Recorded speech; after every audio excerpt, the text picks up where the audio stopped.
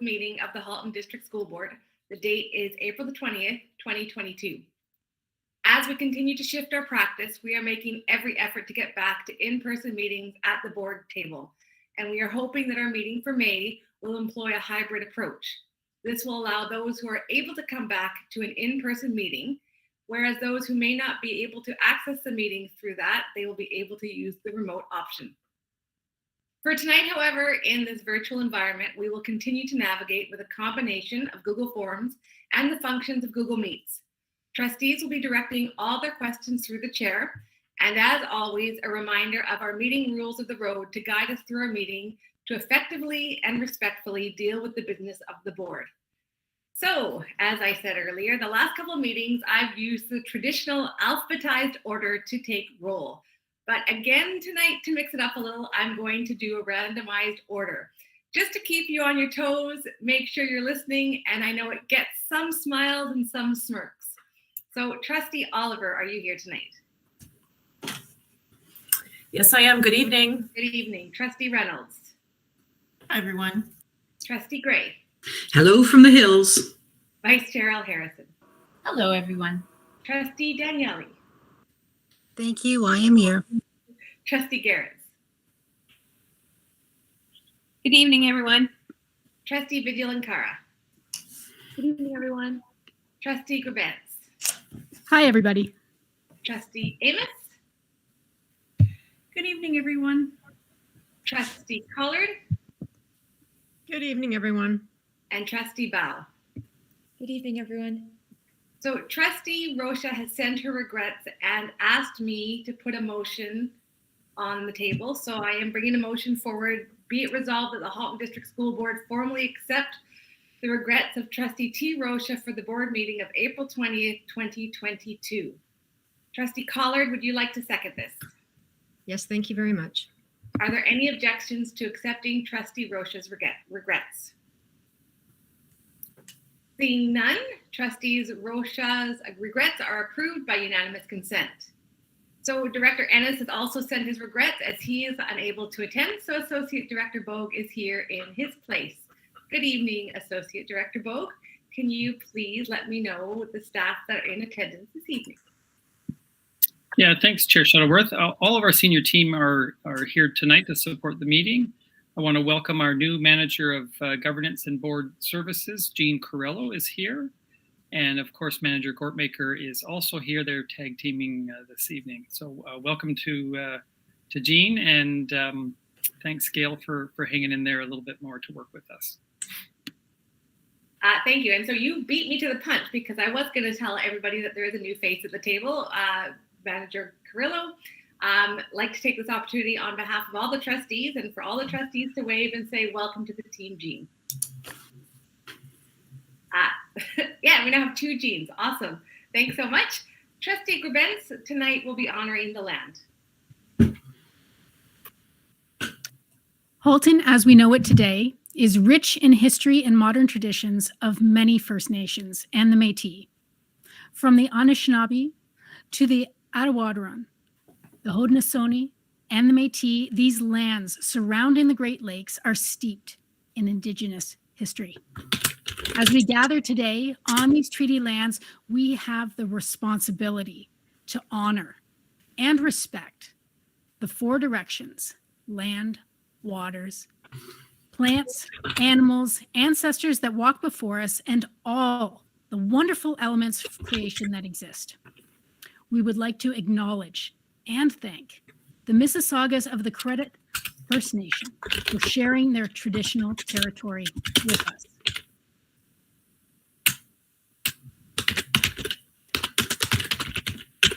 Thank you, Trustee Gray. Trustee Gray, you are unmuted. Thanks so much. So we are now up to the agenda. There has been a suggested amendment to the agenda this evening, which is to move item 5.2.3 down to item 6.2.3, as it has been recognized as an item that should come before the board twice. So with that suggested amendment, Trustee Amos, would you like to move a motion to approve the agenda as amended? Yes, I would. Thank you very much. Wonderful. And Trustee Grabans, would you like to second that motion? Yes, thank you. Wonderful. Is there any discussion? Great. Are there any objections to approving the agenda as amended? Seeing none, the agenda is now approved by unanimous consent. Okay, just to check in, are there any declarations of possible conflicts of interest for this evening? And great, again, seeing none, we are now up to items 2.0, which are delegations and presentations to the board. So at this time, it's not the first meeting of the month, so we do not have any Inspire presentations this evening. However, as always, I'd like to take this time to encourage everyone within the Halton District School Board community to continue to find those inspiring individuals and nominate them so they can be recognized for their outstanding contributions to the Halton District School Board. Nomination information can be found on the HDSB website. And again, as per the agenda, we have no delegations or presentations for this evening, which brings us up to item 3.0 and 4.0 consent agenda items for approval and information, which include the Halton District School Board minutes for April the 6th, 2022, the minutes for our special board meeting on April the 13th, 2022, and our order paper. So Trustee Gray, would you like to move a motion or make a motion to deal with the consent agenda? Absolutely. Thank you. Thanks so much. And here we are, Trustee Daniele. Would you like to second that? Thank you. Yes, I would. Wonderful. So I'm going to put the motion on the floor. Be it resolved that the Halton District School Board approve the consent agenda action and information items and receive them for April the 20th, 2022. So are there any items that need to be pulled for discussion? Wonderful. So are there any objections to approve the consent agenda? Seeing none, the consent agenda is approved by unanimous consent. And that brings us up to item 5.0, ratification and action items, starting with business transacted in private session. Vice Chair Harrison, do we have any business from private session that requires approval? Thank you. No, we don't. Not this evening. Okay, thanks so much. So that brings us up to item 5.2, items for action on April the 20th, of which we have 4. First off, item 5.2.1, the board bylaws, report number 22049. This has had a bit of an adjustment, but I'm going to read the motion that is coming to the floor. Be it resolved that the board bylaws as appended in report 22049 be submitted for legal review prior to returning to the Board of Trustees for consideration. Trustee Collard, would you like to move this? Yes, I would. And Trustee Daniele, would you like to second it? Thank you. Yes, I would. Wonderful. Thank you. Trustee Collard, you've done quite a bit of work on this. Do you have any supporting information for this motion? Yes, this version of the bylaws has been reviewed in committee of the whole twice, and we have still some questions outstanding. And so I just want to summarize what the outstanding questions are and how we're hoping to handle each of them. The first one is the use of the words will and shall. And we will be asking for the chair when she sends this to legal for review to ask them to review the words will and shall and their uses to ensure that they are used properly within the document. The second item is the definitions, which are going to be appended to the policy and procedure framework policy. And this morning I met with Director Ennis and Executive Assistant Thrasher to get the work started on this. We have designed a spreadsheet, and every single policy and procedure, as well as the bylaws, are going to have the lists of definitions plugged into the spreadsheet, and then the director and Trustee Rocha and I and any other persons that the director wishes to have present will review all of the definitions. Then we will bring them forward to the trustees before appending them to the policy and procedure framework policy to ensure that there is consensus on the definitions. The next item falls under Trustee Communications. There were some questions about whose responsibility it might be to apprise trustees around the table of school-based milestones. And the purpose of the Trustee Communications section was initially to ensure that the right trustee was being asked to speak at events. So for system-wide events, it would have been the chair. The local trustee, if invited by the principal, would speak at school-based events. This particular point was specifically added to ensure that trustees felt welcome to attend milestones for schools outside their ward, but that they would not be invited to speak. This was specifically put there so that people knew who would be invited to speak, if anyone at all would be invited to speak. And so I've clarified the language a little bit in there. It now says trustees may attend school-based milestones for schools outside their ward to show their support and interest. Trustees in attendance will be recognized and not invited to speak. And that clarifies or removes rather the onus on the trustee to ensure that all trustees are aware of every single school-based milestone. And I hope that that meets better with trustees' expectations. The next item was the addition of a section on vacated positions. And we didn't have this in the bylaws before. So what we realized was that we have nothing in place formally to put the wheels in motion if a trustee resigns or is no longer eligible to be a trustee in their area. And so we've added this section so that we will then embark on creating a governance procedure for trustee vacated positions. And this will fill that gap. The next item that I wanted to address was some additions to the wording about when a member absents themselves from 3 regular board meetings. And trustees around the table know we've had considerable discussion about this. And I wanted to make sure that we did find a good way of making sure that we get the best legal advice on this. So I've suggested the 4 following questions.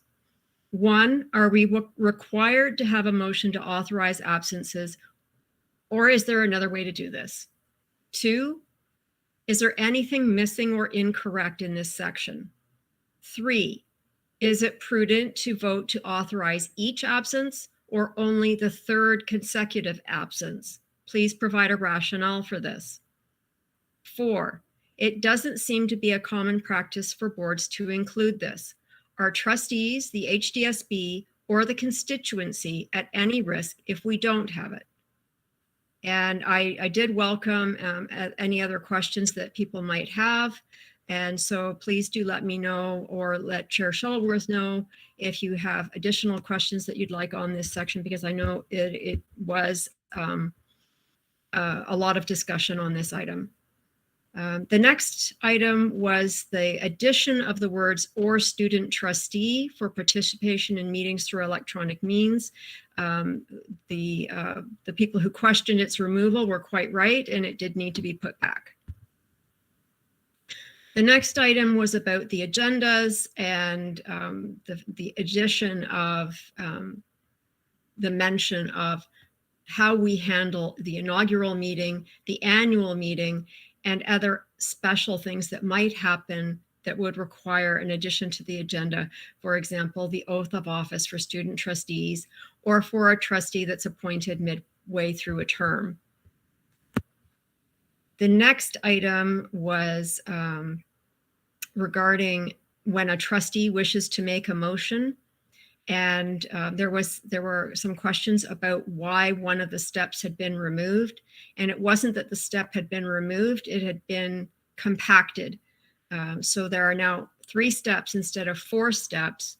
And the addition at the end of the bylaws of the Appendix C, agenda schedule for board reports, which details how many times each motion must be in a board package before it comes to a vote.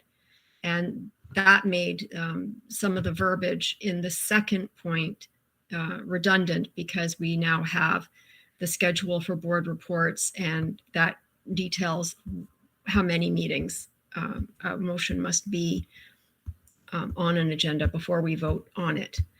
And that concludes, except for, oh, yes, the addition of the student trustee report on the regular agenda has been moved up to 4.0 and has become its own item, so that student trustees may give their report while the evening is still fresh, and perhaps be able to participate more fully in questions and answers on that report at an earlier point in the evening. It also, the placement of it highlights the student trustee report as being an important part of our meeting and not just embedded in the communications to the board. The only other item was the addition of a special board meeting agenda template, because we didn't have one. And we just used the last special board meeting agenda to fashion the template for that. And I don't think there were any questions on that. I see that there was one question raised for agenda approval. No, nothing can be added, but things could be removed. So approving the agenda is still an important piece of that. Are there any other questions?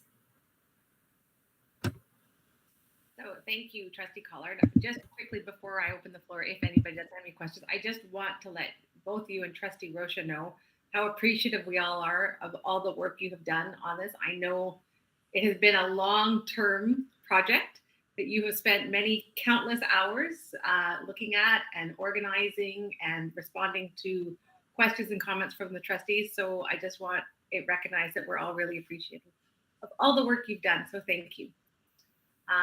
Before Thank you very much. Oh, you're welcome. Are there any questions? And see, that is a tribute to all the great work you've done, Trustee Collard. So again, thank you so much. So seeing no questions, seeing no debate, I will then ask you all to go over to your voting sheets and cast your votes, please. I vote yes. I don't have my voting sheet open.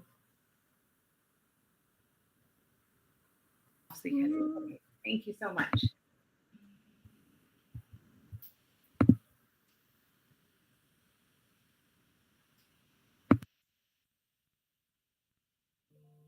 So I think we are missing, and it's me because mine didn't submit. There we go. And that carries unanimously. Thank you so much, everyone. Okay, we are now up to item 5.2.2, trustee promotion and onboarding policy and governance procedure, report number 22054. It will be presented by Trustee Grebenz on behalf of the subcommittee, and I will read the motion. Be it resolved that the trustee promotion and onboarding policy and governance procedure be sent for legal review. So Trustee Grebenz, would you like to move this? Yes, thank you. Awesome. And Trustee Amos, would you like to second it? Yes, I would. Thank you very much. Wonderful. Would anybody like to speak to this? I'll just say that this is the second time this has come to the table, I believe. So a lot of the information everybody's already sort of seen. We'd like to get this policy and governance procedure into place so that in the future as the cycle of the trustee term happens, especially the governance procedure is put into practice. Wonderful. Thank you very much. Are there any questions regarding this motion or debate?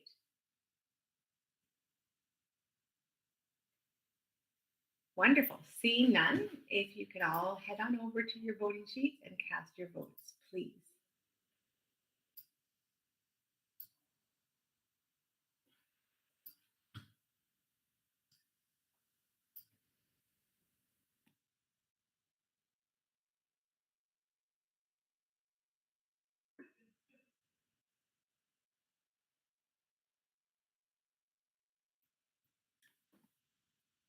And that carries unanimously. Thank you very much.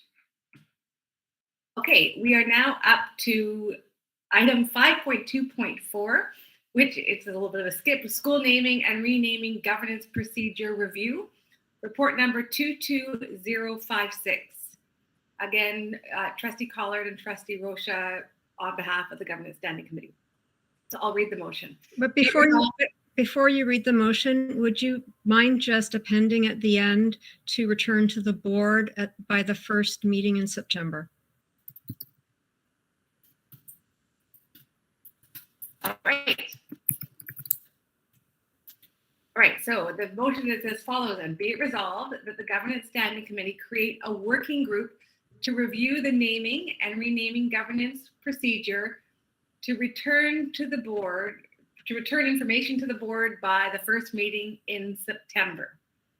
Trustee Oliver, would you like to move this? I'll be happy to move this motion. I'm just wondering if we could maybe shift the timeline a little bit. Okay, No? Why don't we put it on the floor and then we can make amendments? Okay. All right, so will you move that, Trustee Oliver? Yes, I move the motion. And Trustee Collard, would you like to second it? Yes, I would. Thank you. All right. Would either of you like to speak to this? Trustee Collard. Thank you. Yes, the last committee of the whole meeting, when we were reviewing the naming and renaming governance procedure, we were happy with what the work had been done to date. And but there were still a few areas where some trustees had some concerns about consistency and perhaps wanted to take another look at it. And this is an evolving document, as it says in the report. And so I spoke with Trustee Gerbentz about putting forward a motion to create a working group to look at this and to work on it over the summer months, bring it back in September. There is a lot of governance work ongoing at this point in time, and the earliest we can start working on this would be July. All right, thank you very much. We have a speakers list of sorts. Trustee Amos. Thank you. Through you. I'm not sure why this motion is coming to the table, as we already have a school naming and renaming committee. And at committee of the whole, we actually said that that committee could continue to do the work. And I understand you did speak to Trustee Gerbentz about it, but she was only one member of the committee. She wasn't the whole committee. So I'm not sure why we are having a motion to go forward when we already have a committee that exists. Thank you, Trustee Amos. I think part of the reason, and I'm going to turn it over to Trustee Gerbentz, is that committee has 8 members on it, which is past quorum. So we need to refine and make that committee smaller. Trustee Gerbentz, did you have something further to add, or was it the same point? That was the point.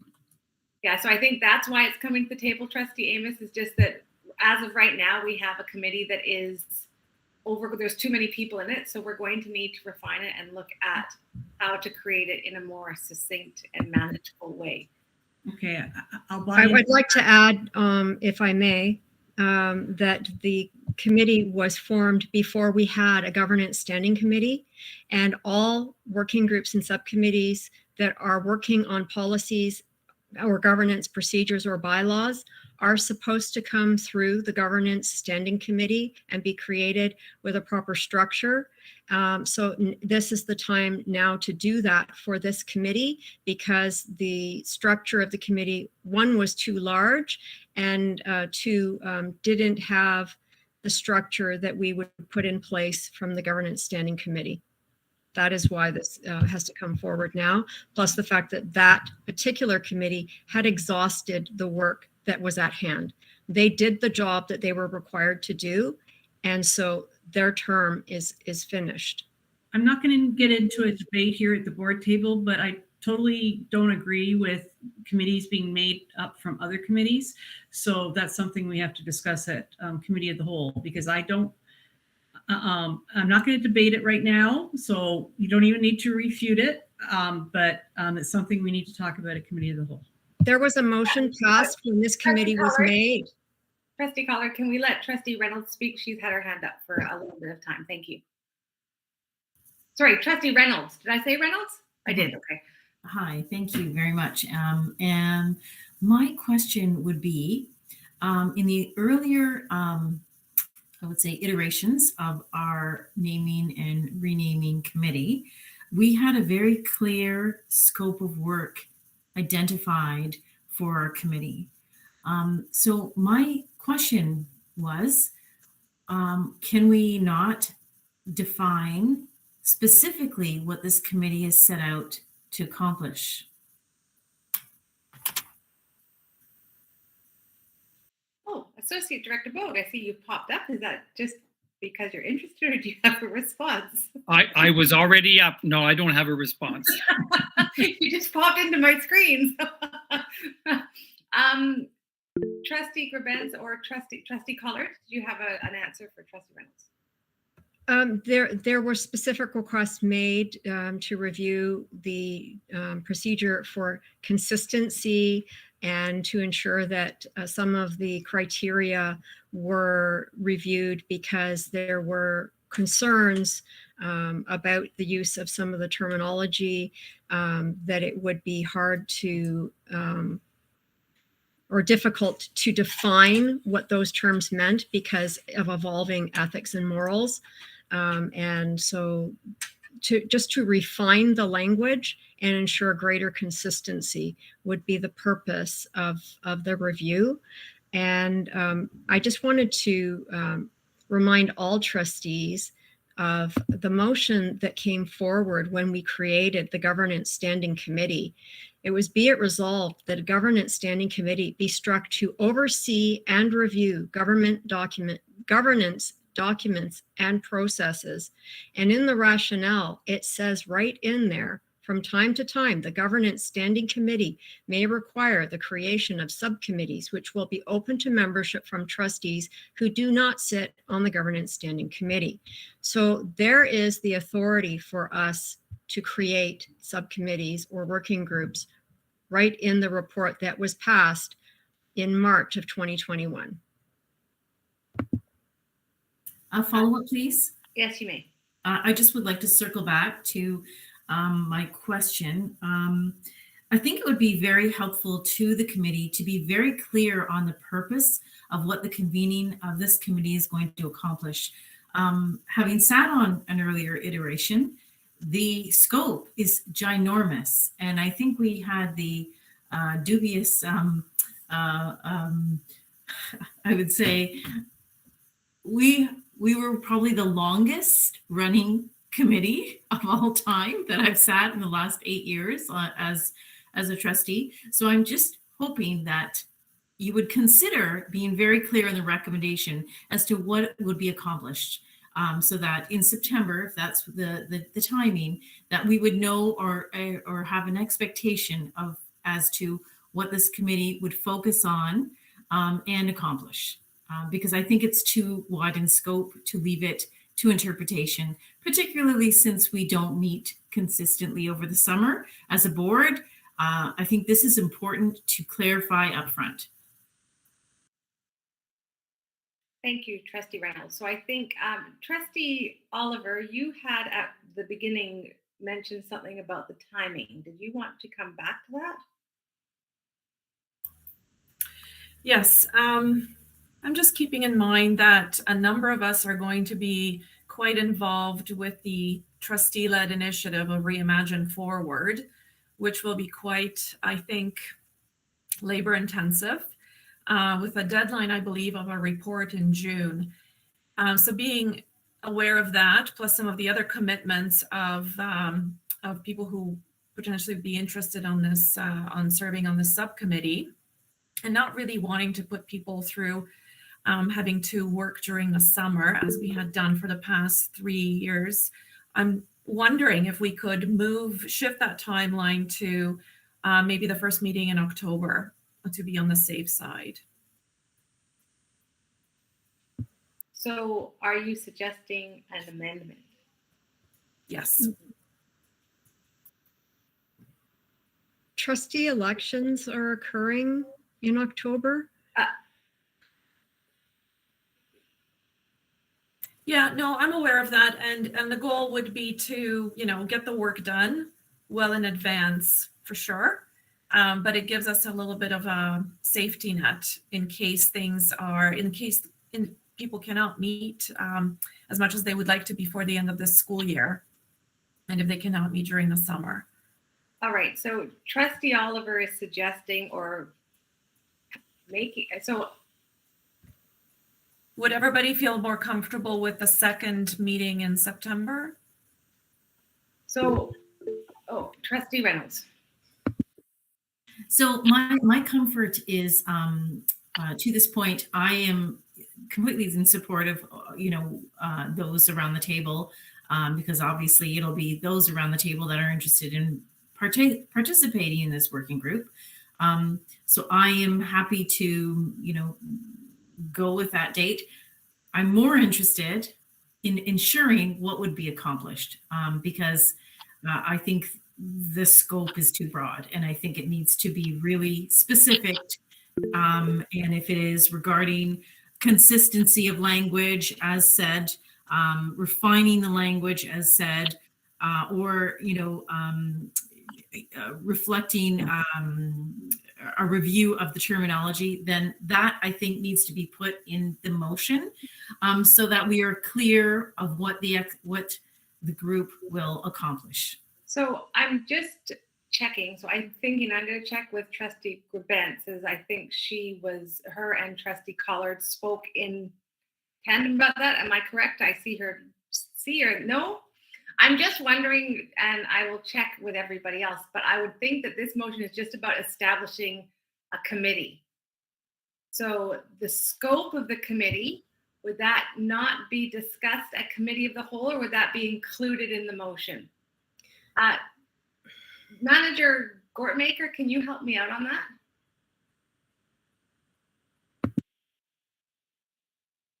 I'm not sure that you've phrased the question in a way that I can respond, Chair Shuttleworth. I would suggest that in forming a committee, the committee has an idea of what tasks they'll be looking at generally, and the scope, which would identify the timing of when the report would come back, could be fine-tuned. Very broad parameters could be set in the motion, but I would think that the actual timing of the report would be part of the scope. Correct. So having the time that they report back, but in the motion, we don't need to have the focus of the group. That would be my understanding, although the conversation could give potential members an idea, as Trustee Reynolds has suggested, about what the conversation will be, what the conversations will be about. Wonderful. Thank you so much. Trustee Grabentz. Thank you through the chair.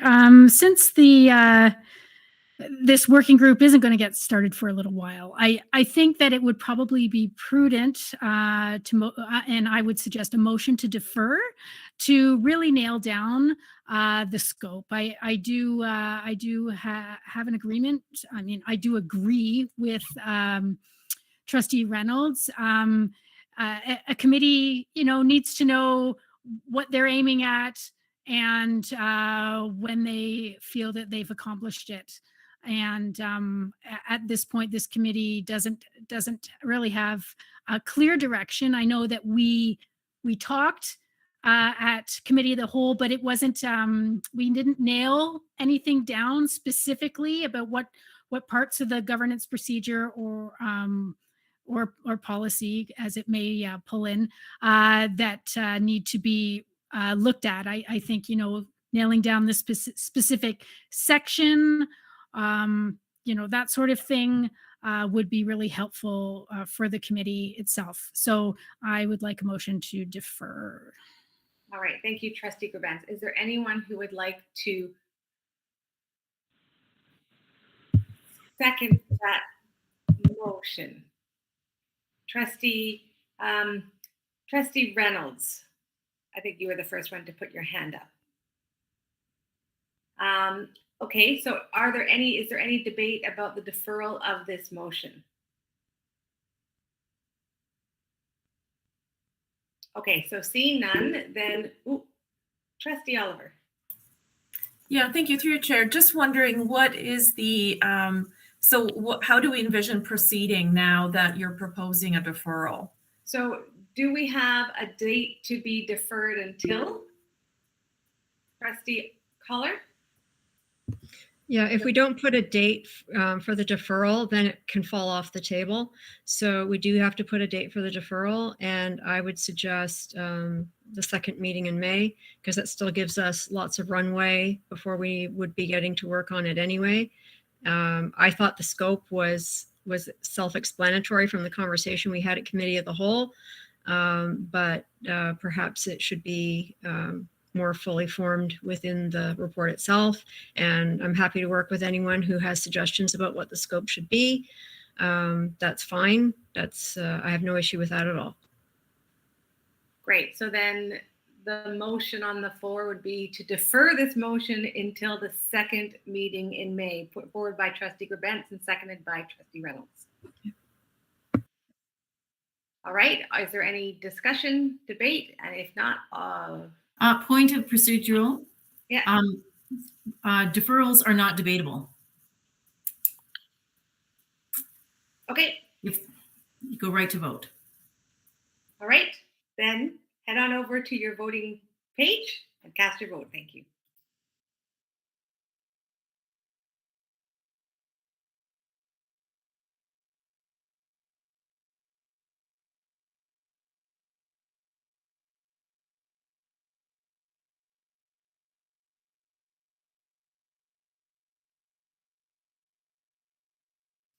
Great, and that carries unanimously. So this motion will come back to the board during the second week of May. Thank you very much. And just point of order, I guess, in order for us to have that discussion, can we request that Vice Chair Al Harrison add this topic to the next Committee of the Whole? I see a nod. Yes. Awesome. Thank you, Vice Chair Al Harrison. Okay, so that's that. So we are now up to item 6.0, which is communication to the board. And first off, we have our student trustee report.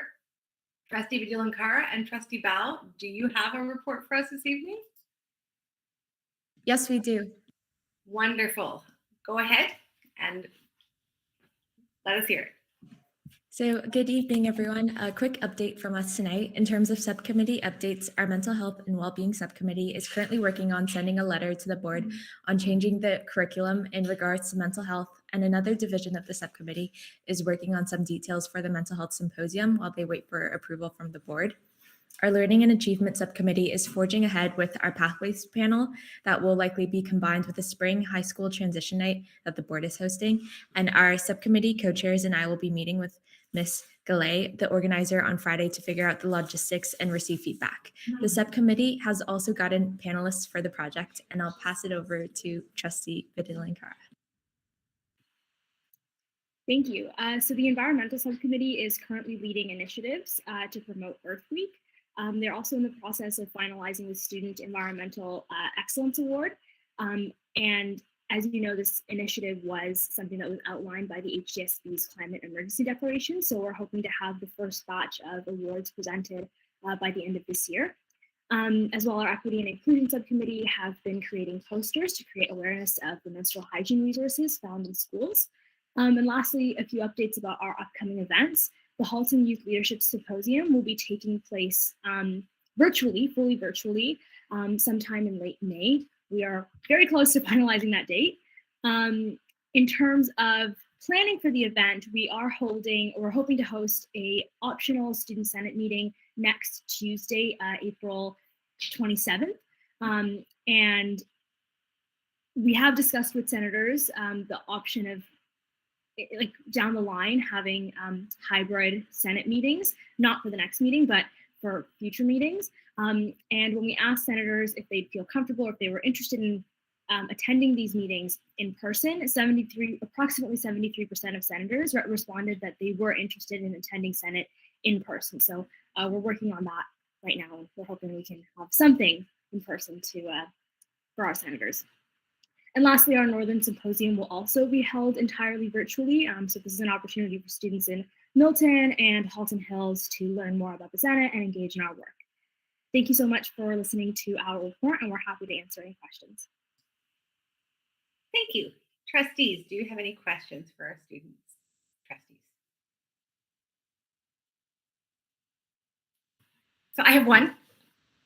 Trustee Vigilankar or Trustee Bao. So you spoke about the 73% that were interested in returning to in-person. Were you able to gauge as to where those trustees were from, or was it unanimous? Like, so was the interest in returning to person influenced by their ability to get to the board, or did it seem to make a difference, or do you not know? I can answer first and then I'll pass it to Trustee Vigilankar, but we just posted a poll on Classroom to see which senators would be interested, and we told them the location, and I'm not sure specifically which senators because I would have to go in and check each individual person who did the poll, but it seems like a lot of people would be interested to go back in for a Senate meeting. Yeah, just to add on to Trustee Bao's comments, 73% definitely does cover at least, some Milton and Halton Hills senators, but certainly we can look at that more closely. Just based on the names that I see, we still do have interest from sort of the northern regions to attending the in-person meetings.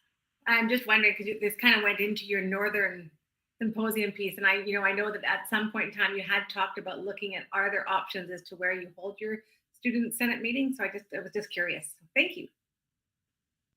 Does anybody else have any questions for our student trustees? Wonderful. Well, thank you again so much for as always, your wonderful report that really gives us an idea as to what's going on at the Student Senate meetings, and really looking forward to your HYLS that is coming soon to a virtual symposium near you. So thanks so much, the two of you. Okay, so that brings us up to item 6.2. As per our bylaws, many items coming to the board for decision will need to come to the board table more than one time. The first time for information and the second for consideration for approval. This gives the board and the public time to consider these items. And tonight we have 3 items that are going to be coming to the board twice. The first is item 6.2.1, Trustee Operations Policy, the election of Chair, Vice Chair Governance Procedure, report number 22057. Trustee Collard, would you like to speak to this at all? Well, it's coming to committee as a whole, at the next committee of the whole, and it's not coming back for a vote for another month. We wanted to get it into trustees' hands with lots of time in case there are any questions. It's pretty much a copy and paste of what was in the bylaws and is now becoming its own governance procedure, with the addition of a procedural step in case of a vote to go back and vote one more time as a board before doing the drawing name from a hat. So just one more opportunity for a clear winner to be declared. before going to that final step of drawing a name from the hat. And as I said, this is coming to committee of the whole, lots of opportunity for discussion there. And hopefully, if there are any other questions about the procedure, which we've used successfully for many years, hopefully it won't ever come to a point where we can't vote for our chair clearly. Great, thank you so much. I'm sure we look forward to discussing this at Committee of the Whole and it coming back the next week to our next board meeting. Thank you. Thank you. So we're next up to item 6.2.2, the special education plan for the 2022-2023 school year, report number 22052. Superintendent Ruddock, would you like to speak to this? I know it came before SEAC this past meeting, but was there any additional information you might like to share with trustees? Thank you, through the chair to trustees. So I'm pleased to present next year's special education plan to all of you. This plan, as Chair Shuttleworth has said, was shared with SEAC last week, and we'll come back to SEAC for our May meeting for a vote, and then of course back to the Board of Trustees on June 1st for a vote. As you can see, our special education plan format has been updated to our brand standard. And we did consider the feedback that we received from SEAC last year to improve our service, and in particular, the two minority reports that were provided. First from LDA-HH, where they expressed some concerns around the continuum of supports for students, which we then looked at how we augment our early literacy strategy and our reading instructional resource teachers. The second minority report that we considered was from ABC, and they expressed concerns around the early identification of students and really that it was unclear how parents navigated that process. So we elaborated on the steps in the problem-solving pathway, emphasizing that parents are partners in the process and then the possible outcomes that may come from the problem-solving process.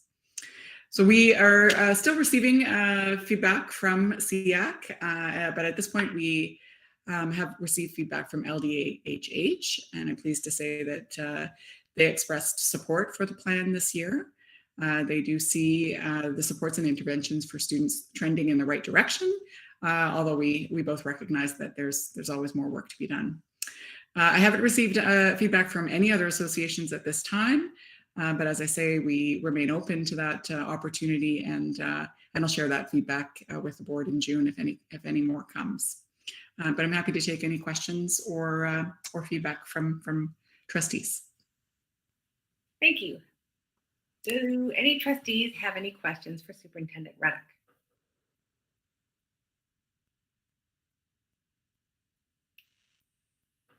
Seeing none. And again, I just want to, impress upon everybody the importance of having a look at this plan and expressing any feedback that you might have. I know that it's something that we're really trying to impress upon SEAC is bringing that information back so we are able to have those discussions at the table. So if there is anybody out there watching who might have some feedback to give to their local associations, please be sure to do so that information can filter back to SEAC and we're able to have those rich discussions at the table. Thank you so much, Superintendent Ruddock.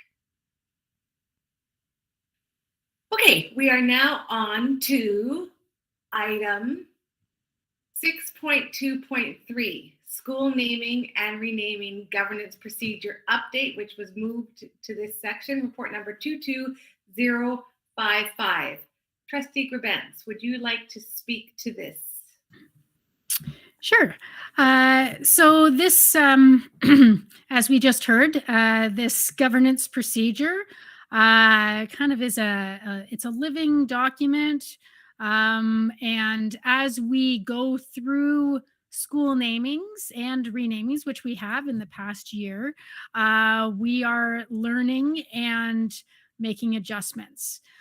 We have since the December Committee of the Whole meeting, we reconstituted the naming and renaming committee to handle the specific items that were outlined. We did take a look at them. We did add 2 appendices to the document, one for a template for a letter to respond to people who are unsuccessful in getting their renaming request moving forward. And the other is a template for a yearly report to come to the board table so that everybody's informed of when renaming requests happen in our system. So we felt that those points, as well as we fulfilled everything in that particular mandate. And those items, those appendices are also very important. And we felt that we should get the approval of the board for what the work is completed right now so that we can put those templates into practice, and as well as the last section that we worked on. In case we do have any requests come in, we have a solid place for the board to work from. So again, this will be coming back at the next board meeting and hoping for approval.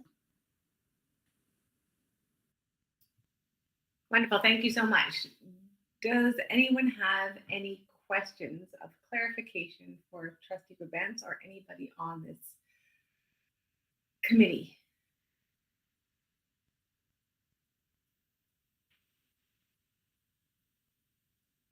Wonderful. Thank you very much for all your work. I look forward to reviewing this a little bit more in more detail and having it come back in a couple of weeks for a vote. So thanks so much, Trustee Babance. Okay, moving right along, we are now up to item 6.3, information reports for April the 20th. And we only have one of those, which is item 6.3.1, T.A. Blakelock High School Strategic Investment Plan, report number 22053. Executive Officer Gaudette, the floor is yours. Thank you and good evening through you, Chair Shuttleworth, and to all trustees and those in attendance tonight. I'm pleased to present our strategic investment plan for TA Blakelock. So back in 2019, trustees sought to reinvest some of the proceeds of disposition from the sale of Lakeshore Woods property. At that time, no amount was set, and many discussions have ensued about the strategic needs of the board and all of the schools within the region. We've landed on an approximately $2 million proceeds of disposition to be invested in the 4 schools within this catchment area.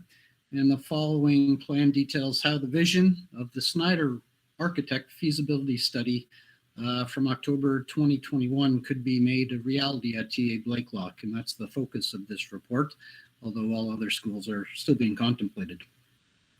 So back in late 2021, tours and needs assessment were conducted at Gladys Spears, Eastview, Pine Grove, and TA Blakelock. This report focuses on TA Blakelock and the strategy of utilizing different resources, so school renewal, school condition improvement, and proceeds of disposition over several years to leverage funding to gain an economy of scale to enable significant improvements at all of these school sites. So my goal in my role as facilities executive officer is to improve standards across the entire region in alignment with the multi-year plan, and not only these 4 schools, by enabling a strategic approach to capital renewal and our program upgrades. So I think this report and explicitly the table will help enable the approach by integrating a multi-year plan to capital renewal across the board. Through our regular renewal, which is school renewal and school condition improvement, Facility Services has already allocated $2.3 million to upgrade Gladys Spears, Eastview, and Pine Grove this year alone. And that does not yet account for any investment from proceeds of disposition. We've continued to invest in the needs of these schools. And if we look at TA Blakelock, We've invested more than $2.5 million over the last couple of years at TA Blakelock, and we've also began to allocate additional funds in that same dollar range for the upcoming years. And this work aligns with the ministry audits that are conducted, as well as needs assessment by our staff and those that are represented by the administration at the schools. So by taking a multi-year approach to capital planning as detailed in Table 1, I believe that we can achieve greater advances to support the needs of our students and staff at these schools and in other areas of the region. So Table 1 is a work in progress. Table 1 is conceptual, but starts to envision a strategy of timing, funding sources, and packaging of projects. TA Blakelock is an operating site, and so that provides an added challenge to trying to deliver more than $12 million worth of work. So much work is going to be required to finesse this conceptual plan based on the technical needs of the program at an operating site. So our team will need to continue to collaborate with school administration, with the finance department. We need to ensure that my conceptual financing plan here aligns with ministry spending requirements, which I know it does not right now. So it does need to be modified and finessed. But really the hard part will be for us to actually develop the strategy and a timing that will enable us to tender this and construct and deliver it within budget.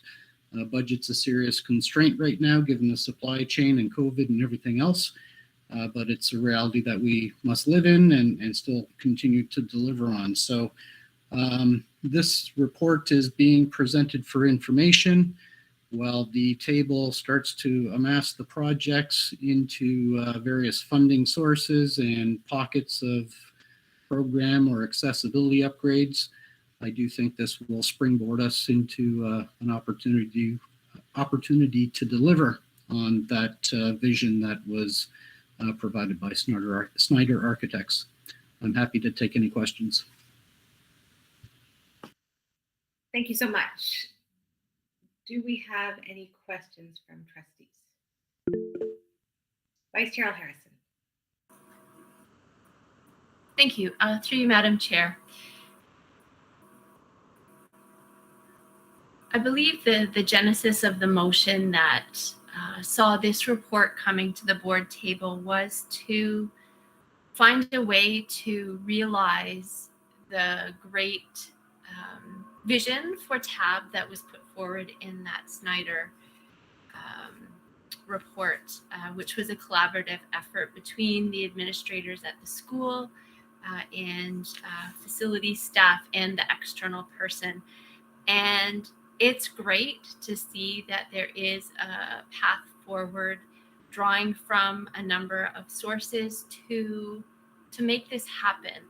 It is a strategic investment, I believe, for the entire board, particularly given the evolutions that are to come regarding iSTEM and perhaps housing students from the north. And all of this work should really help to, make the facility as great as the people inside it. And so my comments are just a couple. One of them is just with respect to kind of the tweaking of some of the timing and how that will flow. I've heard from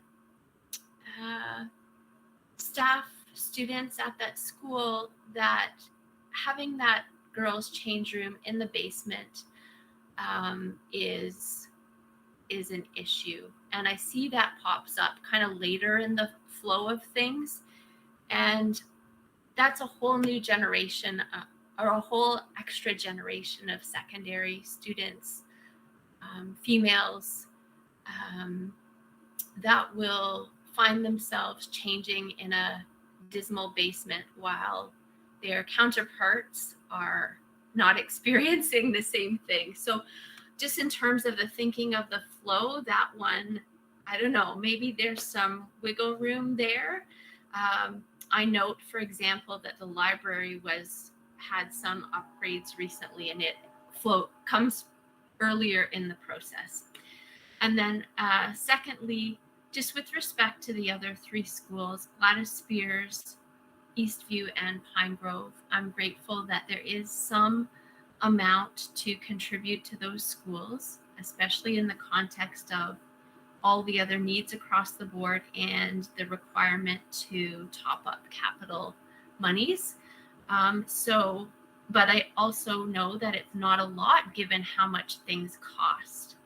So I understand some priorities that have been around for a long time for Pine Grove, for example, include air conditioning, and at Eastview we have gym floors and all sorts of things. So a question buried in here is just to reaffirm that the decision on how that money will be spent will take place in collaboration with the administrators in those buildings, and just keeping in mind that I think the original hope here was to, while a roof is important, was to have something to show students, like high touch things for students that can make, not being dripped on is definitely a great learning environment, but to have something in their building that they can see and experience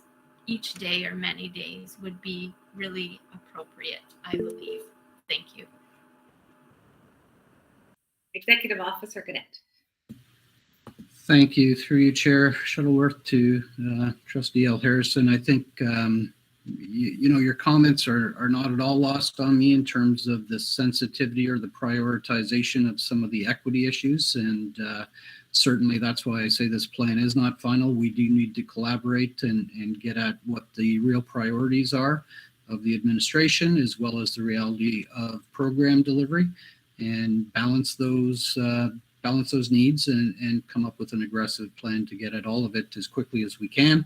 And having said that, yes, not forgetting our elementary schools that we took a look at too, and some of their requests, and ensuring that they're contemplated in this solution as well. So thank you for your comments. They're not lost on me at all.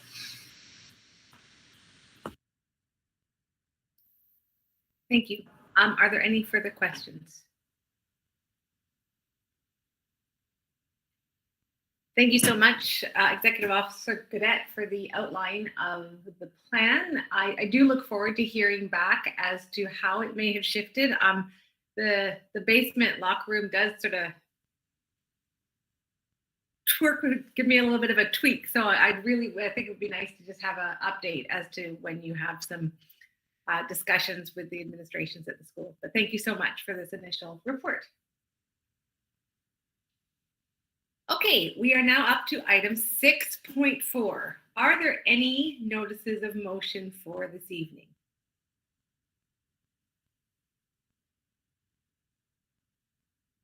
See none. My goodness. Associate Director Bo, we are now on to the Director's Report, or we'll call it the Associate Director's Report for this evening. And I see right now, I think there might only be one item unless you have some other things that we want to talk about too, which is OCTE Tech Ed Leadership Award. Yes, thanks, Madam Chair. I have two items, actually, this one and then one other. So I'm just going to pull this one up so I don't botch this. The OCTE, which stands for the Ontario College of Technology Education, OCTE, will be presenting the 2022 OCTE Technological Education Leadership Award to one of our teachers, Lila Richardson, a teacher at TA Blakelock. This award is in recognition of her outstanding commitment to technological education for students and colleagues. Her students and colleagues through the delivery of creative and engaging programs, active involvement, leadership, professional development, and lifelong learning. Along with this recognition, Lila will receive a bursary of $1,000 to be used for the post-secondary education or career of a student as selected by Lila, which is kind of neat. And once again, we wish to congratulate Lila Richardson on being selected as this year's Excellence in Teaching Award. Lila is a teacher at TA Blakelock. Her area, I believe she's department head there, and her area is healthcare. I worked with Lila back at Robert Bateman. So Lila, if you're out there, congratulations. This is a great achievement, and we want to congratulate you on that. So my second item, this is my last item, is I want to acknowledge a long-standing staff member who will be attending, or who is attending her last board meeting today. So Manager Gortmaker, I know she's out there somewhere, this is her last official board meeting, although I have a sneaky suspicion that she might come back and help us out a little bit more in the future, but this is her last official meeting. Gail has been with the board for, I believe, 24 years and has been a member of the Admin Council way longer than any of the superintendents. In fact, she was there long before I joined the senior team as a brand new superintendent. Gail, you've been such a rock, an anchor. You've been a stabilizing force, if you will. As directors and superintendents and trustees have come and gone, you've been the constant, and it's been so appreciated. That consistency to keep us steered in the right direction over the years has really been a real advantage for our team to have that history. Because of your tenure and your history with the board, you've been our board historian. I know I've come to you time and time again. I think everyone has, looking for, have you got that document from 5 years ago? Have you got that board report? You know what the decision was back in 1996? Gail has the incredible ability to put her fingers on just about any document you can imagine with a few clicks of the keyboard, and she's always so gracious and helpful in doing so. I don't know how we'll manage without that expertise and history. For me, Gail, you've been such a support system for me. I know as a brand new superintendent, you helped me into the role to figure out how to act and behave at board meetings and all the different rules of the game, so to speak, as you move from principal into superintendent. And Gail's been a real guide for me as I moved into the associate director role. Incredible source of advice, mentorship, guidance, and friendship. And the part I really enjoy is the comic relief, Gail, that you provide. Folks maybe don't know, we're right next door to each other, our offices, and so on occasion we might yell outside the door at each other, or pop into one or another's office for a smile, or to share a story, or to tell a joke. Gail, you've made coming to work just so much more enjoyable for me. Lastly, Gail, you've been the work that you do often behind the scenes has had a significant impact, I would say, on our board. It's had an impact on the senior team and on a number of different boards of trustees. You've helped guide us and keep us moving in the same direction. The work that you've done has literally had a significant impact right across the system. And I was trying to think about how many students that might have touched over the 24 years, and I couldn't do the math. I think it's literally hundreds of thousands of students. And Gail, your work has had an impact because it's created the conditions for all of us to do our work, which has had that significant impact on our schools and on our kids. So Gail, after 24 years, I want to say thank you on behalf of me, and I'm sure on behalf of the senior team. I want to say thanks and the very best wishes for you in your retirement. So way to go, Gail. Thanks.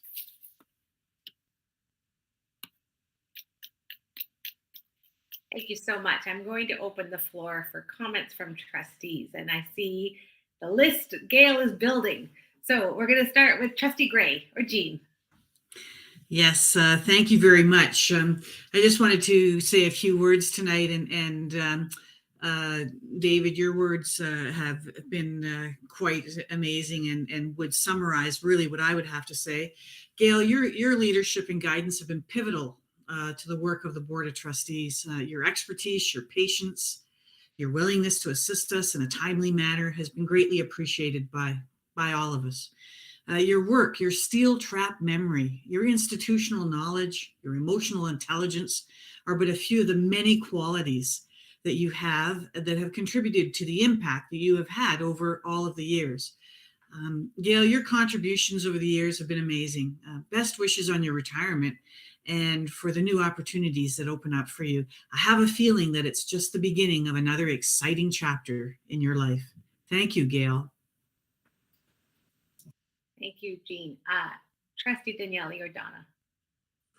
Thank you so much. Gail, it is not going to seem the same down there without you. I've been reflecting, and I remember even before I became a trustee, I was a reporter for a local newspaper, and education was one of my portfolios. And just your wisdom, whenever I needed a quote from the director's office, you facilitated everything I needed. And the day after I was elected in 2006, I remember having a what now feeling. And your kindness, your grace, your compassion, and your mentorship made a huge difference to how I approached the job of trustee. As we were talking earlier, I started in 2006, and over the past 4 terms, 16 years, the only person that is in at that table the day I started is Gail. Every superintendent, every director, every associate director has turned over at least once. So the institutional knowledge you bring, Gail, the humor, that's what I'm going to miss much, is your sense of humor. And I still think you deserve a cape. I know you say no capes. Your willingness to share your chocolate with us when we're feeling a little down, and just your kindness and your mentorship, and your just overall common sense approach. You don't get flustered, you don't get emotional. This is how it is, and you keep all of us on cue when you do that. You've been a mentor and a friend and will be sorely missed. You've changed the culture of our board through your mentorship of trustees, superintendents, directors, associate directors. You've had impact on every one of them. And job well done. I am so, so happy for you for your retirement, and so very sad for us, because you will be missed, not just for the role you play, but for the person that you are. So thank you so very much. Enjoy your retirement. Thank you. Trustee Gribetz. Thank you. Gail, it's hard to see you go. I'm so happy for you. You've always been such a rock. I as a second term trustee, when I walked into the doors as a first term trustee, pie-eyed, like, oh my gosh, what am I going to be doing? You were there, you handed me Robert's rules. Don't worry, here's the language, this is what you need to do. And you've always approached things the way I see it, not just with a can-do attitude, but a will-do and with enthusiasm, and always with a really upbeat attitude. And I've always appreciated that about you. And I also love that we have I feel like we have a kindred spirit in our geeky interests. So always love having those conversations on the side. So enjoy your retirement. I know you'll do wonderful things, and hope to see you in the future. Take care. Thank you. Oh my goodness, Trustee Amos. Oh my goodness. So when I came to the board for the very first time, I wasn't a trustee yet. I was applying for the role of an interim trustee, and Gail was the very first person I met. So I didn't even know what the role of trustee was. I just applied for it. And so Gail made me feel comfortable. She answered all my questions and helped guide me through that whole process. Whoop, Nike's saying hi too. So when I found out I had been selected for the board, Gail was my go-to person. She became my foundation, my knowledge, and my resource for questions. Now, flash forward over 20 years, Gail's still that person. I go to her with all my questions, and use her as my resource for information. So as Gail's the only person who's still around until next week, from the time I start as a trustee I'm not sure if it's last man standing, Gail.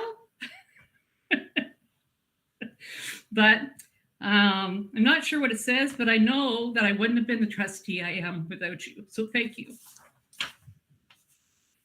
Oh, the stories I could tell, but I won't.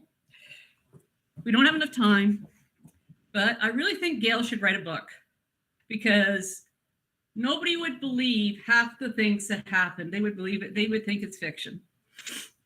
There have been some very interesting times, ups and downs, tears and laughter. But through it all, Gail has always done her best for everyone, the staff, the students of the Halton District School Board.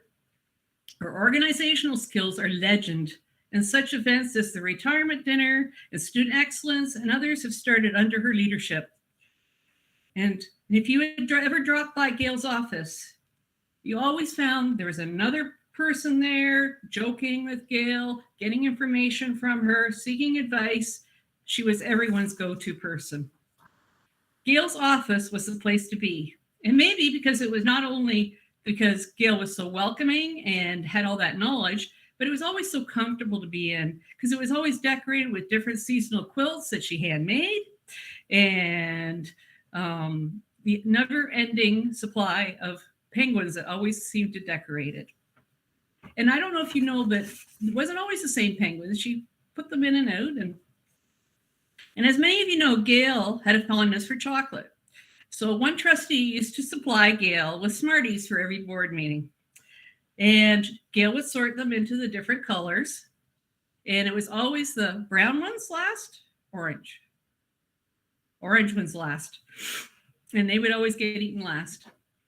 And during board meetings, one of the things Gail did, on top of her job of recording duties, was to make sure that whoever was the director knew what was going on and kept him on track and knew where to find the answers to the questions that they got asked. There were many times when while I was chair, I could overhear some of the conversations and try not to laugh at what I was hearing. Sometimes I had to go shh, because I couldn't concentrate on what I was supposed to be doing. Gail, thank you for all you have done for me, all the other trustees over the years, and all the directors, superintendents, and other staff, and even the community. You have helped make a huge difference to the whole district school board. I know I will really miss you, miss our laughs, our texting, and just our communicating. We've had so many things that we've done together, but I know, my friend, this will continue. Our friendship will continue outside the board, and I look forward to finding out about all the many projects that you have planned and things you have going that many people, even half your age, don't have the energy for, but you do. So anyways, cheers to you, and these Smarties are for you.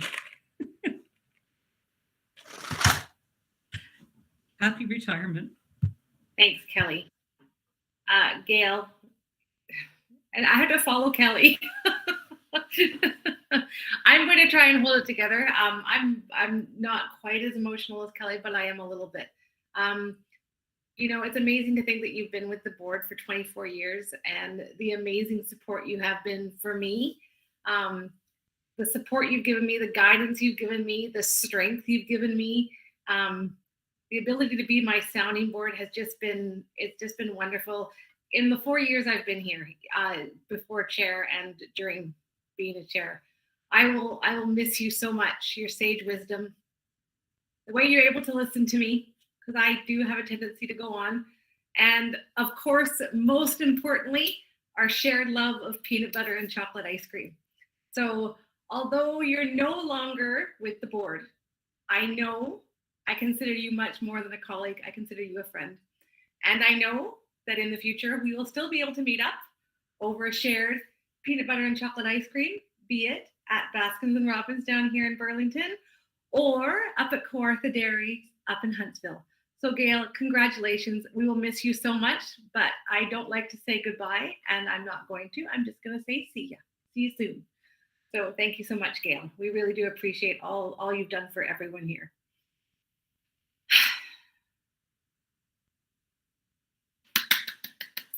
You can't hear the clap because they're all muted, but they're all clapping really loudly. It's all good. If I may, if I can just express thanks to everybody on this meeting. I have come to know you as family, an extended family like brothers and sisters, and we have been through a lot together, much of which has been highlighted here. I wouldn't have traded the last couple of decades for anything. The growth that you have afforded me in this role has been tremendous. And also just as a person, getting to know you and just that whole camaraderie that has developed through our friendships.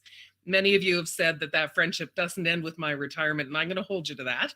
And don't be at all surprised if you happen to get an email or a text on a future Wednesday night during a board meeting.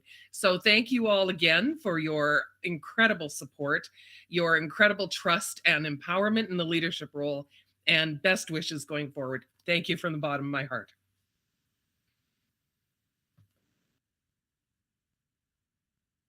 Thank you so much, Gail. Okay, now we go from that back to communications from the chair, which is a little bit less exciting. So there were two letters, one we wrote and one we received. So the letter that we wrote to the minister regarding literacy and numeracy funding is attached to the agenda, as well as a letter from Hamilton Wentworth District School Board regarding the reinstatement of a universal mask protocol. And so those are the two letters that are attached. And then we do have one more thing. I don't know, Trustee Gerbetz, do you have a question about the letters? Yes, Trustee Gerbetz. Yes, through the chair. I was wondering if my colleagues would entertain a motion to join our voice with the Hamilton Wentworth District School Board in asking for a reinstatement at the provincial level for a masking protocol.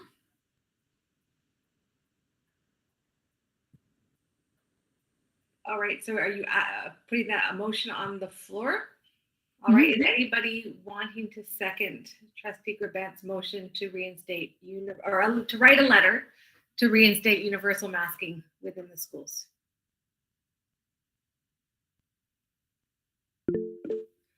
Trustee Reynolds.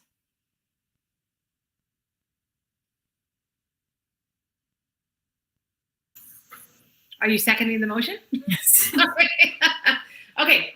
All right. So the motion is on the floor to Trustee Gerbetz has put a letter or a motion on the floor to write a letter to the government regarding the importance of reinstating a universal mask mandate within the schools. So with that motion on the floor, I'm going to open the floor. Does anybody have any comments or discussion regarding this motion?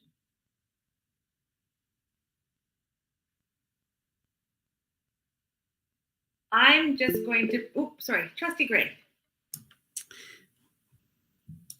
Yes, I just wanted to express that since we met last to have a thorough discussion on this issue, there has been a change from our government in that they have brought a mandate of masks into, I think, 3 different areas. I think long-term care homes, I think hospitals, I forget what the 3rd area is, but there has been movement in that direction. And we have also seen, I believe the London board today, when we know the Ottawa board have also introduced the mandate within their boards. We've also seen through the media several other boards that have had a very similar, I think, discussion to what we had, in that they highly support the wearing of masks. Didn't maybe go so far as to ask for the mandate to be returned, but I just want to say that there has been significant movement within the last 7 days since our last meeting, and I just wanted that noted, as I think it is significant in light of the motion that's now on the floor. Thank you. Thank you, Trustee Gray. Are there any other comments or from the floor? Vice Chair Harrison. Thank you. Through you, Madam Chair. I have a question for you, Madam Chair, and maybe some comments. And one of those is, I wonder if there's any information that's been shared recently by the minister and or Dr. Moore with respect to case counts and how things are looking. I do know we've recently had this special meeting to talk about this, and it is a ever evolving topic. I want to make sure this is the right decision for right now. So I would want to understand, are we experiencing the challenges that Hamilton is? They talk about staffing shortages, for example, and case counts.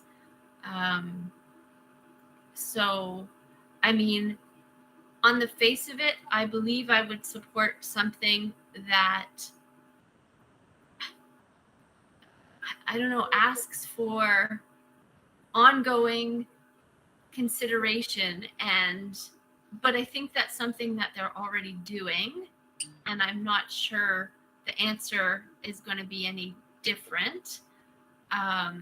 Anyways, so 2 questions. 1, Chair Shuttleworth, do you have any information to share with the group? And then number 2 question would be to Associate Director Bogue, just to understand what the scenario looks like at this point for HDSB. Thank you. Thank you. So if it's okay, Associate Director Bogue, I'll go first and then I'll pass it over to you. So in our weekly ministers call, which was, oh my God, was that just yesterday? I think it was just yesterday.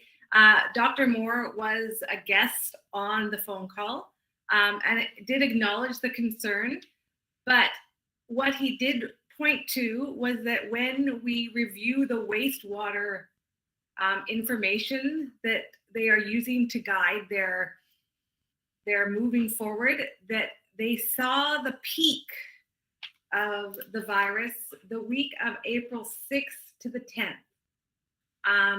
And within hospitals, they're still seeing this surge as being within manageable numbers.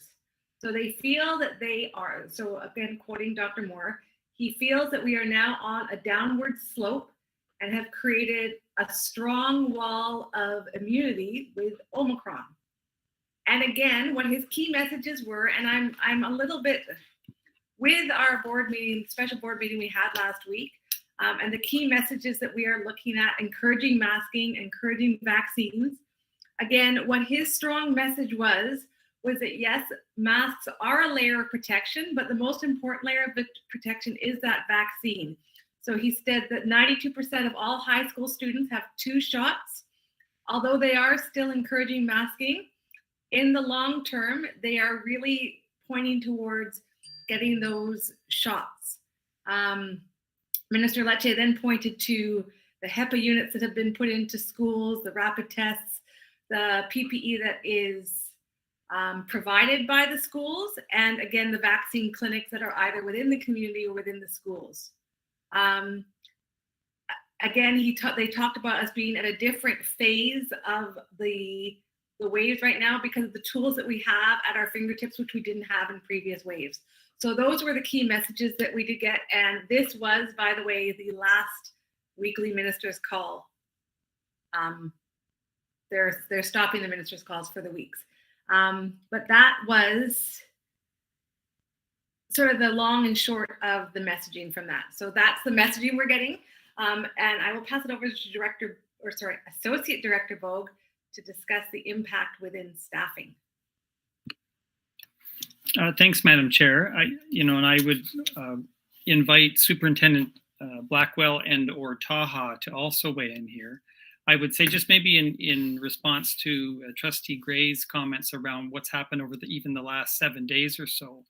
When we look at staff absences and sort of unfilled absences in school, I don't think we've seen a difference in the last week or 2 weeks in terms of we are struggling with staff absences, and some staff are perhaps home isolating and so on. And so I think we're in the mix with most boards in terms of filling jobs and those kinds of things. But in terms of a change, I'm not sure we've seen a change. We get a daily report in terms of the number of absences in each school and how many of those are are covered with supply teachers, those kinds of things. So I don't see a change there. In terms of case counts in the community and any changes from that perspective, Superintendent Blackwell may want to weigh in. And I see Superintendent Taha sort of dead center in my screen. He may want to weigh in as well around the staff absent piece. Thanks, Social Director Bogue, through you, Chair Shuttleworth.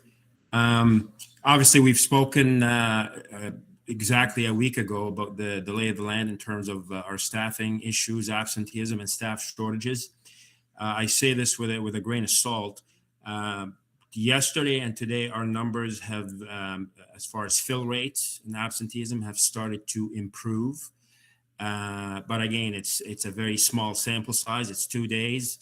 It could be a random event. We haven't seen any deterioration in the numbers, but there's some signs of improvement. But again, it's very premature to say we have turned the corner. So as the Associate Director Bogue pointed out, it remains work in progress, managing it and grinding every day. But yesterday and today, knock wood, we're very optimistic that the numbers are getting better, and that includes our fill rates. And I'll just add through the chair, in terms of our school absence reporting overall, as we report on the ministry website, ontario.ca, the numbers are the same or improving compared to when we last spoke last week. But again, it's a few days, right? And we did meet with public health as we do every Wednesday. There's no further discussion on it at this point, but it's always tabled for discussion when we meet weekly.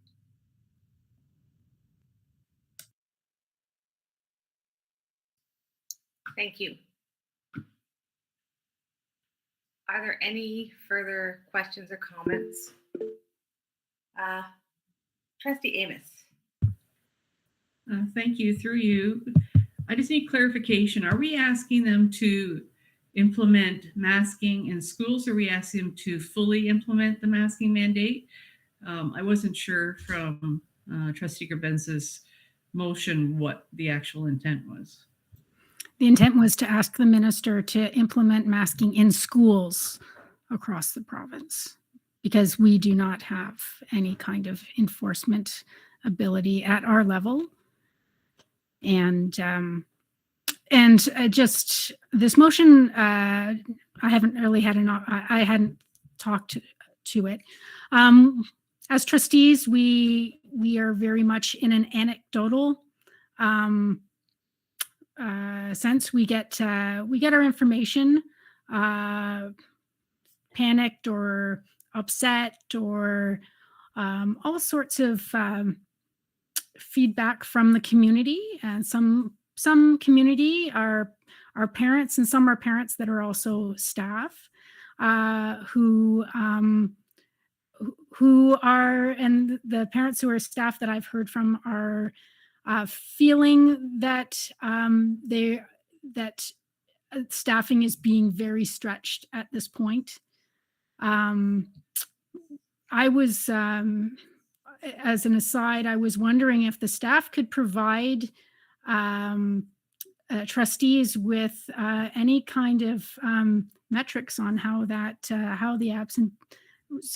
absence rate is going, and it would be great if it could be reflected in a way that's disaggregated students versus staff, because on the Ontario website it's just one rate for a school. It doesn't delineate at all between the two, which would help.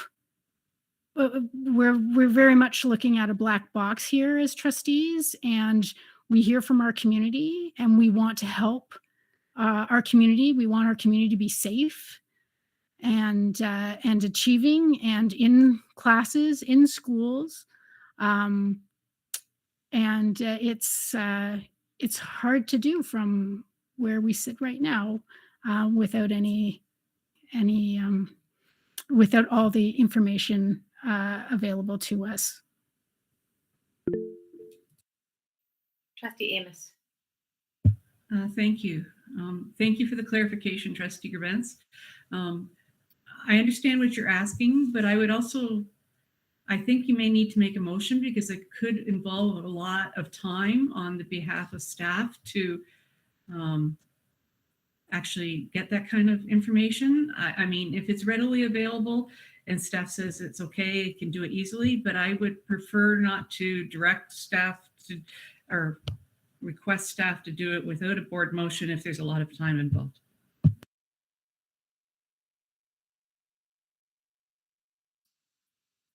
But just as a point of order, I guess we need to get this motion dealt with in some way.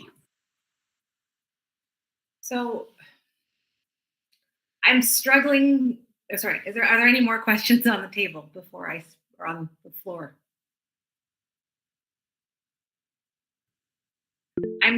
Oh, sorry, Vice Chair Harrison. Yes, thank you. I just want to clarify what we're asking for in the letter, just again, so I get it, and so I can think about that in terms of voting. Sure. The motion is to write a letter to the Minister of Education asking to reinstate a universal masking mandate in schools.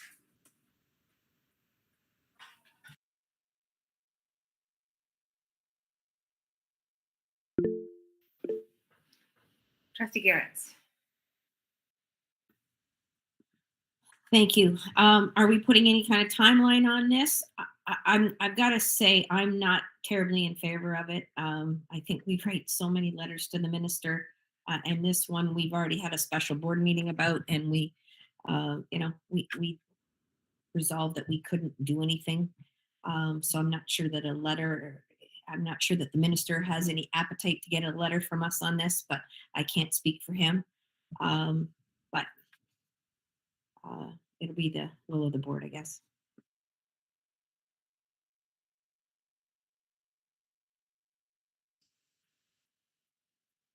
Are there any more questions or comments from the floor?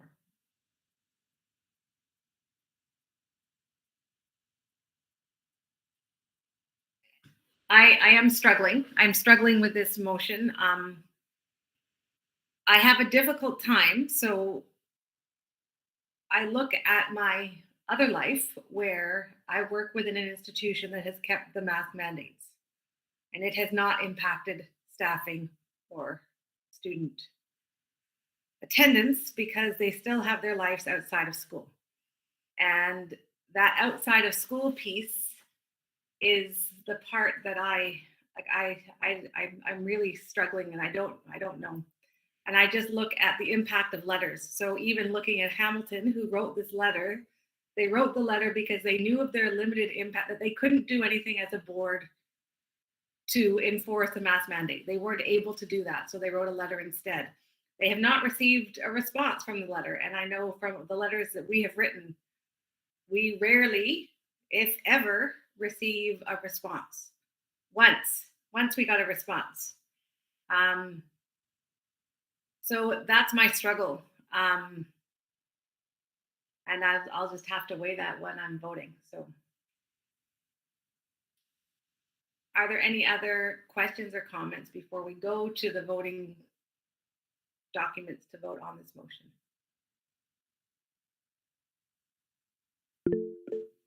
Vice Chair Harrison. Thank you. I wish I knew what my colleagues were thinking on this through you, Madam Chair, because it's through debate that I often come to, it helps to inform my own conclusions, because I'm feeling like nothing's really changed since we discussed this last week, except for the fact that we did meet with the minister on yesterday, seems like weeks ago now, and they reinforced the message, no. I just worry about getting the community upset, hopeful, when I just don't believe anything's going to change. That's the long and short of it. And I've seen the boards who have taken action both lauded and vilified. And I'm not worried about that. I'm concerned about doing the right thing for right now. So what I've heard is the numbers are going down. It may be a blip and they may go back up. I feel like there's maybe a different question, which is, can you be transparent with the community and boards so that we can understand what might change your answer? Because right now we've heard loud and clear, it's not in your mandate. The answer is no. So Dr. Moore said yesterday, we will continue to reevaluate even when it's an election period. And that's on him in his jurisdiction to continue despite the fact that there's an election process going on. So if we're writing a letter, I feel like there's perhaps different questions that we should be asking. And I don't mean to draw it out if nobody else is interested in talking about this, but I'm struggling with what to do here, because I think as presented, perhaps the topic of the letter is somewhat a dead end. Thank you. Trustee Amos.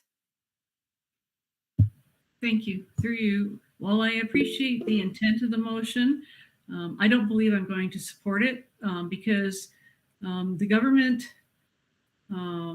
we've already said we would do it, public health has, and the government right now has taken away the ability of public health to be able to impose it regionally. So based on what I understand. So they would have to they would either have to direct each school board to say that the masking mandate could happen, or it would have to direct each regional health department to do that, which is so complicated. And then we're hearing that the numbers are either the same or declining. I'm of the notion that based on the value of what we've seen from past letters and what is happening, that I won't be supporting it.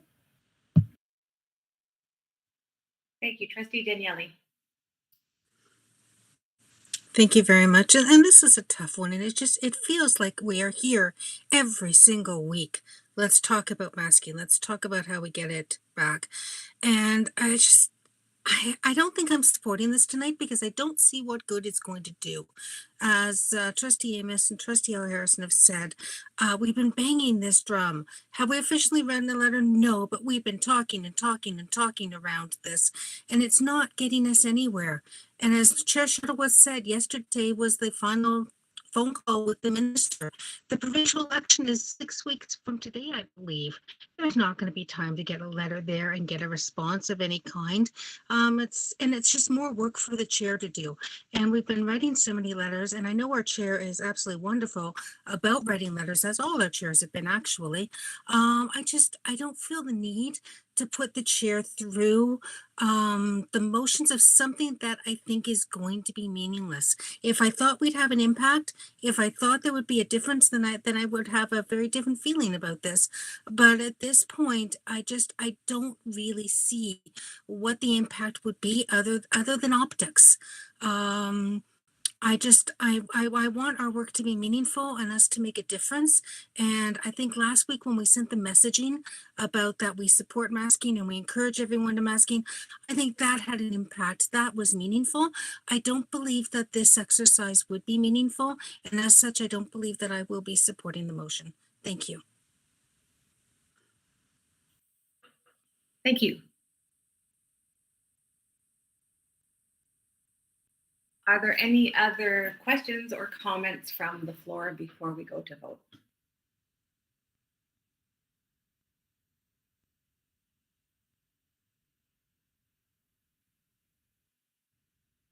All right, so if everybody can go to their voting sheets, Voting on the motion to write a letter to reinstate universal masking within schools.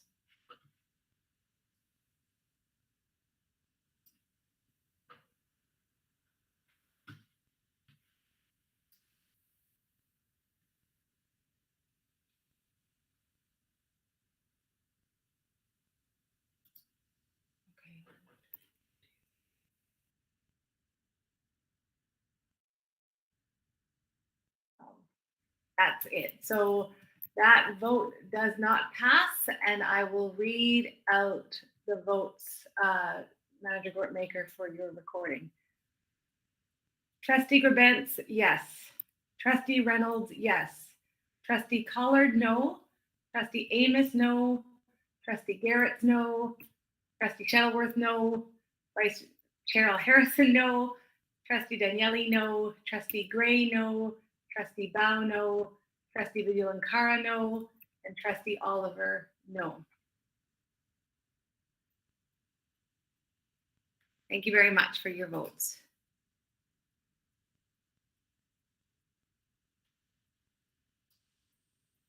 Okay, so moving on, those were the two letters that we received. And then the third piece under communication from the chair, I'm going to pass it over to Trustee Grabentz and Vice Chair Harrison to talk us about the launch date for Reimagine Forward. Okay, well, I can start. Thank you for the opportunity, and through you, Madam Chair. Reimagine Forward is a grassroots project hosted by the trustees of the Halton District School Board in collaboration with senior staff to uncover and shine a light on the positive, to seed change and grow momentum.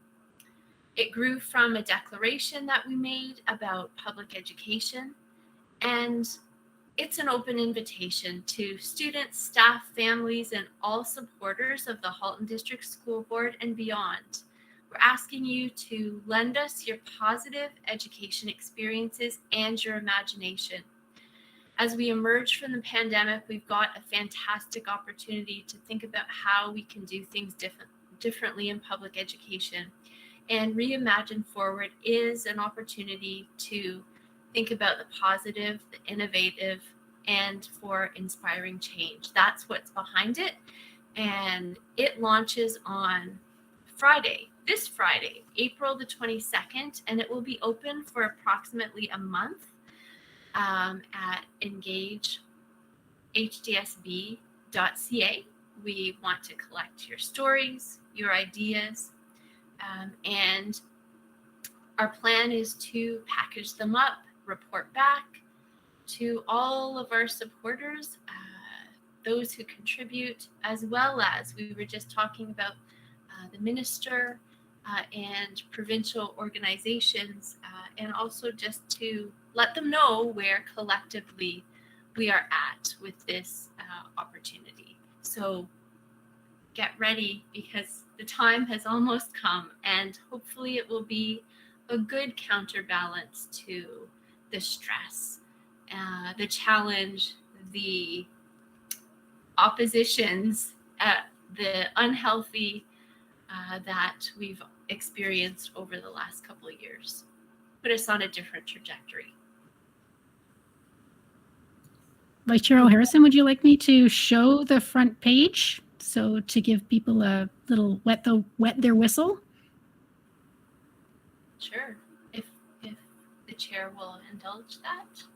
Of course I will. Okay, thank you.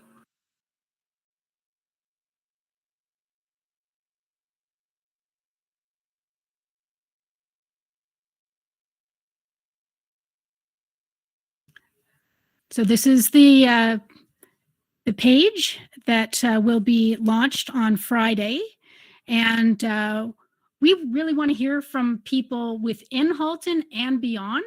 In order to participate, people will need to register, and that's so we can see where information's coming from, and we're pretty excited about it. So the page works this way, that there are the main page, Then there's your ideas. This is where people can add their ideas and their stories. And then they can also look at, oops. They can also look at, I'll just stop presenting. They can also look at the origins of the project. So we're very excited about this, and anybody watching, please look out for our launch on Friday and let everybody know, because we all have ideas on education, how to make it better, how to envision a future for education.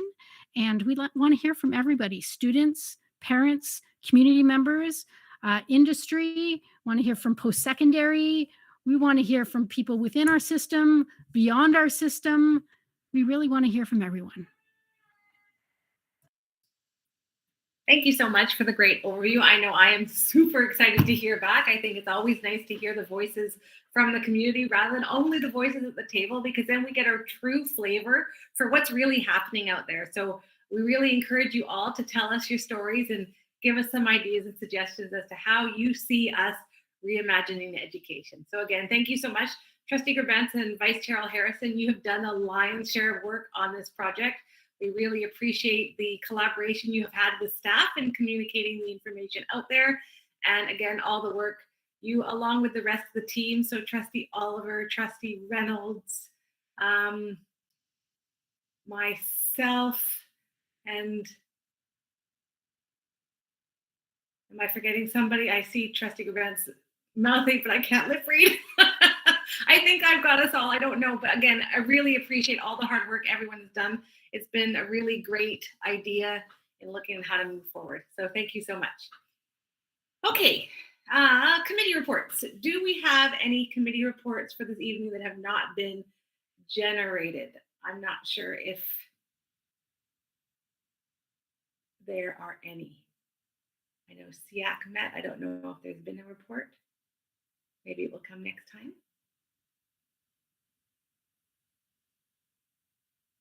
Okay.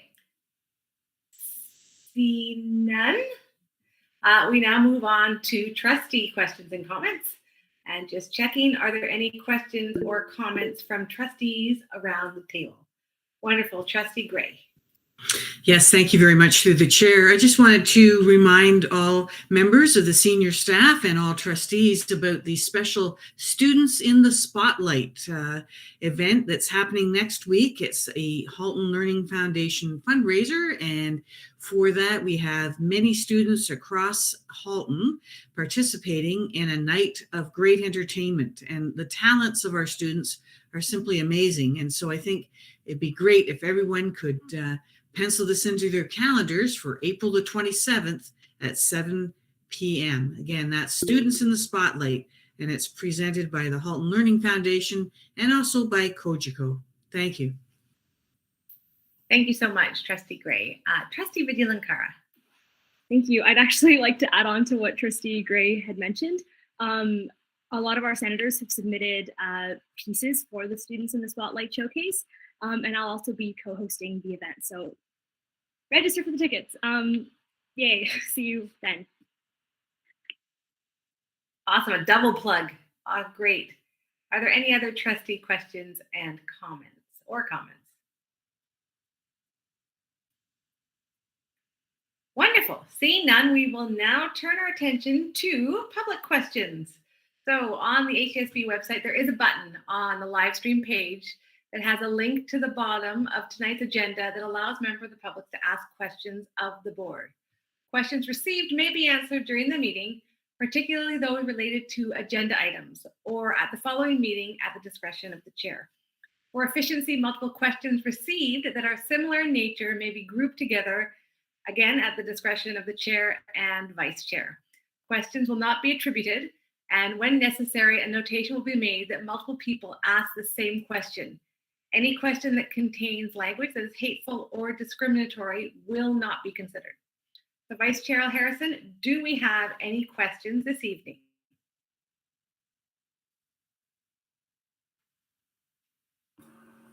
Thank you. Through you, Madam Chair, we do not. Oh, wonderful. So don't forget, everyone. There are several ways to be heard by the Board of Trustees. Asking questions through this mode is really one of the sort of the last options, because I would say one of the first ways to go about it is to find your local trustee, speak to your local trustee, and get the answers that way. You may also choose to delegate to the board, and trustee contact details are available on the website.